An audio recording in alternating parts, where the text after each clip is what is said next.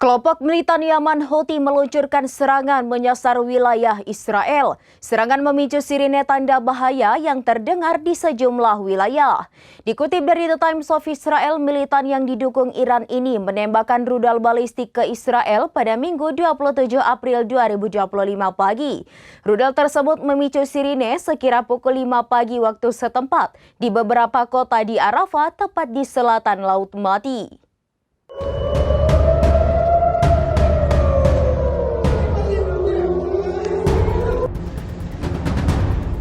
Kelompok militan Yaman Houthi meluncurkan serangan menyasar wilayah Israel.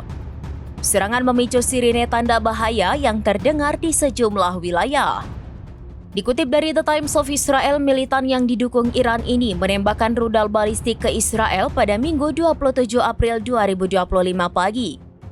Rudal tersebut memicu sirine sekira pukul 5 pagi waktu setempat di beberapa kota di Arafah, tepat di selatan Laut Mati.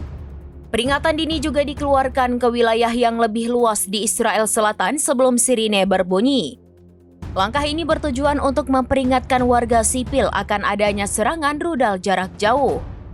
Sementara militer rezim Zionis sendiri mengklaim mampu menembak jatuh rudal tersebut.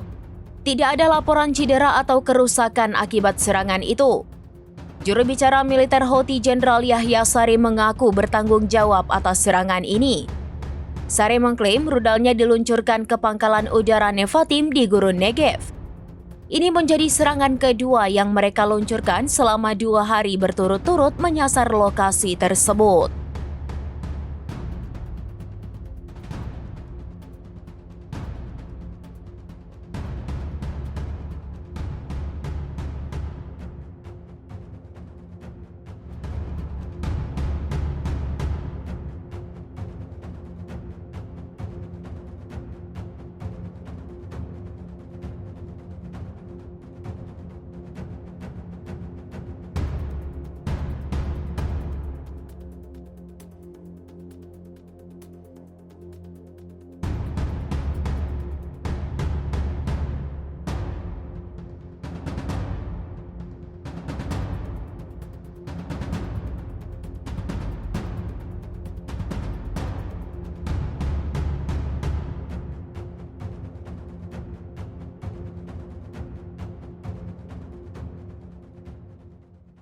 Download Tribun X sekarang, menghadirkan lokal menjadi Indonesia.